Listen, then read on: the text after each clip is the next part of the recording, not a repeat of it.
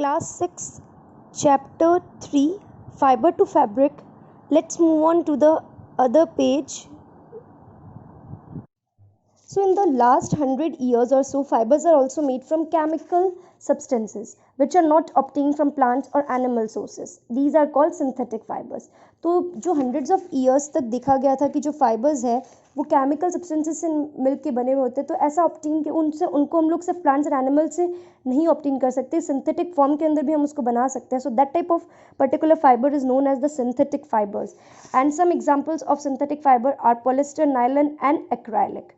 And कुछ example synthetic fibres के हैं polyester, nylon and acrylic. Some plant fibres. Some plant fibres. First is cotton. Have you ever made wicks for oil lamps?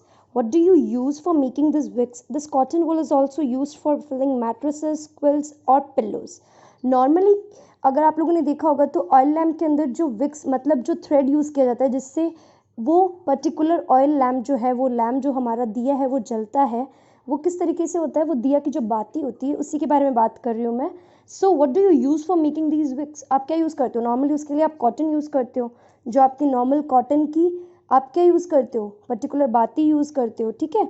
So and cotton wool जो है that is, cotton wool का मतलब हो गया cotton की ball. वो आप mattresses को फिल करने के लिए, पिल्लोज़ को फिल करने के लिए, आपके बेड्स को फिल करने के लिए, इन सब के लिए आप यूज़ में लेते हो. सो आपको करना है, take some cotton wool, pull it apart and look at its edges. आपको कॉटन वुल को लेना है, कॉटन बॉल को लेना है एंड उसके एजेस को लेके उनको क्लियरली आप ऑब्जर्व करने की कोशिश करो. तो आपको कुछ स्मॉल थिन स्ट्रैंड्स देखने को मिलेंगे. That type of particular strand is made up of cotton fibers. Okay, so what does this cotton wool come from? It is grown in the fields. Cotton plants are usually grown at places having black soil and warm climate. Can you name some states of our country where cotton is grown? The fruits of the cotton plant, cotton balls, are about the size of a lemon. देखो क्या होता है कि normally जो cotton की ball है वो आपको कहाँ से मिलती है. आपको देखा होगा कि कभी कभी आप लोगों ने फील्ड्स अगर कभी विजिट की होगी तो वहाँ पे वो ग्रो कर रही होती है. एंड ये जो कॉटन प्लांट्स होते हैं यूजुअली ये कौन से क्लाइमेट में ग्रो करते हैं एंड कौन से सॉइल में ग्रो करते हैं? ये ब्लैक सॉइल के अंदर ग्रो करते हैं एंड वार्म क्लाइमेट चाहिए होता है इनको. ऐसे कुछ स्टेट्स ऑफ द कंट्री के आप नाम ज़रूर ढूंढ सकते हो जो एक्चुअली कॉटन ग्रो करती है. ठीक है.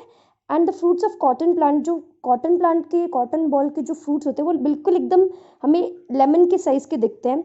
And after maturing the balls burst open and the seeds covered with cotton fibre can be seen. तो जैसे ही मेच्योरिटी अटेन होती है उनके अंदर तो वो बॉल्स जो बर्स्ट हो जाते हैं, फट जाते हैं एंड जो सीड्स उनके आउटर कवर रहती है वो आपको अंदर की तरफ कॉटन फाइबर्स आपको क्लियरली देखने को मिल जाते हैं उस सीड्स के बर्स्ट होने की वजह से. Have you ever seen a cotton field that is ready for packing? क्या आपने कभी कॉटन फील्ड को देखा है जो एकदम रेडी है किसके लिए? कॉटन को पिक करने के लिए. So it looks like a field covered with snow. आपको वो फील्ड बिल्कुल ऐसा लगेगा कि वो स्नो से, बर्फ़ से ढकी हुई फील्ड है. सो फ्रॉम दीज बॉल्स, इन बॉल से क्या किया जाता है? Cotton is usually picked by hand. Fibres are then separated from the seeds by combining and this process is called ginning of cotton. And ginning was traditionally done by hand and these days machines are also use for ginning. ये जो balls है cotton की जो use की जाती है normally hand से, but actually जो होती है फाइबर्स को सेपरेट किया जाता है सेट सीड से, particularly by combining. Combining process एक गनिंग प्रोसेस है जो आप देख पा रहे हो नीचे डायग्राम में.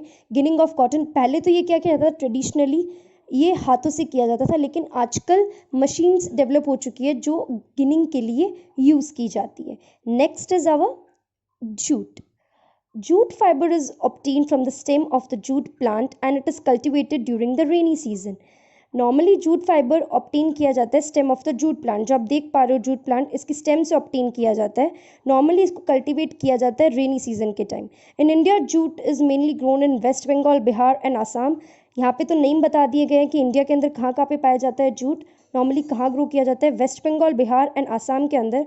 And the jute plant is normally harvested. Jute plant को नॉर्मली हार्वेस्ट किया जाता है when it is at a flowering stage, जब वो उसकी फ्लावरिंग स्टेज के अंदर होता है. So the stems of the harvested plants are immersed in a water for a few days. ये जो स्टेम है इनको कुछ दिनों के लिए पानी के अंदर रख दिया जाता है, कुछ समय के, कुछ दिनों के लिए. एंड फिर द स्टेम्स एंड रॉट, जैसे ही स्टेम्स खराब मतलब सड़ने लग जाती है and the fibres are separated by hand, तो फिर फाइबर्स को हैंड से सेपरेट कर लिया जाता है। ओके, तो ये प्रोसेस किया जाता है नॉर्मली, जिससे हम लोग क्या कर सकते हैं, जूट की हार्वेस्टिंग जिसको कह सकते हैं वो की जाती है, एंड इससे हमें हमें पर्टिकुलरली उसकी स्टेम से जूट ऑब्टेन होता है। Okay, To make fabrics, all these fibers are first converted into yarns. जैसे आप देख पा रहे हो कि इन फैब्रिक्स को कन्वर्ट करने के लिए सबसे पहले फाइबर्स को पहले कन्वर्ट किया जाता है यार्न्स में, फिर यार्न्स को फैब्रिक्स के अंदर कन्वर्ट किया जाता है।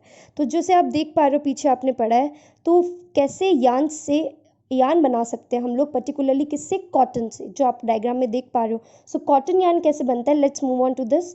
सो you can try making cotton yarn yourself. आप अपने आप ही कॉटन का यार्न, कॉटन का धागा बना सकते हो। Activity 4, hold some cotton wool in one hand. क्या करो, कॉटन वुल लो, कॉटन बॉल लो, एंड उसको हाथ में रखो, एंड उसको होल्ड करके रखो, and pin some cotton between the thumb and the four finger of the other hand. Now gently start pulling out the cotton with while continuously twisting the fibres. Are you able to making a yarn? आपको क्या करना है, cotton ball लेनी है and उसको क्या करना है, पिंच करके रखना है, एंड फिर क्या करो, कॉटन को अपने थंब एंड अपने फोर फिंगर, आपकी जो भी मिडिल, आपकी जो फोर फिंगर है उससे क्या करो, उनको आप पर्टिकुलरली पुल आउट करने की कोशिश करो। तो जैसे आप कंटिन्यूसली ये करोगे, ट्विस्ट करते रहोगे, ट्विस्ट करते रहोगे, उसको गोल गोल घुमाते रहोगे, देन आपको दिखेगा कि आपने एक यार्न बना लिया है। So the process of making yarn from fibres is called spinning. So ये जो यार्न बनाना, फाइबर से हमने यार्न बनाया, एक धागा बनाया, इस प्रोसेस को हम लोग कहते हैं spinning. In this process fibres from a mass of cotton wool are drawn out and twisted. And इस प्रोसेस के अंदर फाइबर्स जो कॉटन वुल के, कॉटन के बॉल के हैं, उनको लेके ट्विस्ट करके हमने एक धागा बना लिया। So this brings the fibres together to form a yarn. तो ये जो फाइबर्स आपस में मिलके उन्होंने एक धागे को कन्वर्ट कर दिया है। So it simple device is use for spinning is a hand spindle, also called takli. ये जो आप देख पा रहे हो फिगर 3.10 के अंदर ये जो पर्टिकुलरली किया गया है, इसके अंदर क्या है कि जो कॉटन है उसकी टकली एक स्पिंडल टाइप की डिवाइस है, सिंपल सा, जिससे क्या की जाती है, फाइबर से यार्न बनाया जाता है। And another hand operating device use for spinning is चरखा। एक अनदर हैंड ऑपरेटिंग डिवाइस जो हाथों से ऑपरेट होती है, हाथों से चलाई जाती है, उसको कहते हैं चरखा। सो द यूज़ ऑफ चरखा was popularised bye Mahatma Gandhi. जैसे कि पता है आपको कि चरखा बहुत ज़्यादा पॉपुलर तब हुआ था जब महात्मा गांधी जी ने उसको यूज़ किया था। वो भी किस time, in as the part of the independence movement. जो इंडिपेंडेंस मूवमेंट हमारा, जिस समय आज़ादी के समय की बात है, तब ये यूज़ किया था, तो ये बहुत ज़्यादा पॉपुलर हो चुका था। So he encourage people to wear clothes made of home spun yarn and shun imported clothes made in the mills of Britain. उन्होंने कहा था कि वो इनकरेज करते थे कि जो हमारे इंडियन लोग हैं वो कॉटन के क्लोथ्स, इस पर्टिकुलरली हाथ से बने हुए यार्न के क्लोथ्स पहने, हमारे देश के क्लोथ्स पहने, ना कि जो बाहर ब्रिटेन के मिलों से बन के आए हुए जो कपड़े हैं उनको पहने। So the spinning of yarn on a large scale is done with the help of spinning machine. Spinning of yarn normally large scale में किया जाता है। एक स्पिनिंग, आजकल तो हम लोग स्पिनिंग मशीन्स का यूज़ लेते हैं। So after spinning yarns are used for making fabrics, and spinning के बाद में yarns को यूज़ किया जाता है फैब्रिक्स बनाने में। So the yarn to fabric. Next we will read about the yarn to fabric. There are many ways by which fabrics are made from yarns. ऐसे बहुत से तरीके हैं जिससे फैब्रिक्स बनती है, वो भी किससे, यार्न से। पहले हमने क्या किया, फाइबर से यार्न को बनाया, अब हम यार्न से फैब्रिक्स को बनाएंगे। So the two main processes are weaving and knitting. So two main process है हमारे weaving and knitting. In activity 2 you might have noticed that a fiber is made up of two sets of yarns arranged together. Activity 2 में जैसे आपने देखा था कि जो fabric है वो दो सेट ऑफ यार्न से जुड़ के बना हुआ, उनको अरेंज करके साथ में बना हुआ होता है। So the process of arranging two sets of yarn together to make a fabric. So ये प्रोसेस जिससे दो यार्न के सेट को जोड़कर टुगेदरली एक फैब्रिक को इन्वेंट किया जाता है, एक बनाया जाता है, that is known as weaving. Let us try to weave some paper strips. Paper strips को वीव करने की कोशिश करो। Take 2 sheets of paper of different colours, cut square pieces of length and width equal to 30 centimetre from each sheet. Now fold the both sheets into half. अब क्या करना है, आपको 2 शीट ऑफ पेपर लेना है डिफरेंट कलर्स के, and उनको square pieces के अंदर कट करना है। उनकी लेंथ क्या होनी, लेंथ एंड विड्थ क्या होनी चाहिए, 30 सेंटीमीटर इक्वल होनी चाहिए दोनों शीट की। ओके, अब उनको फोल्ड कर दो हाफ के अंदर, and on one sheet draw lines. अब आप उनके अंदर क्या करो, लाइंस ड्रॉ करो।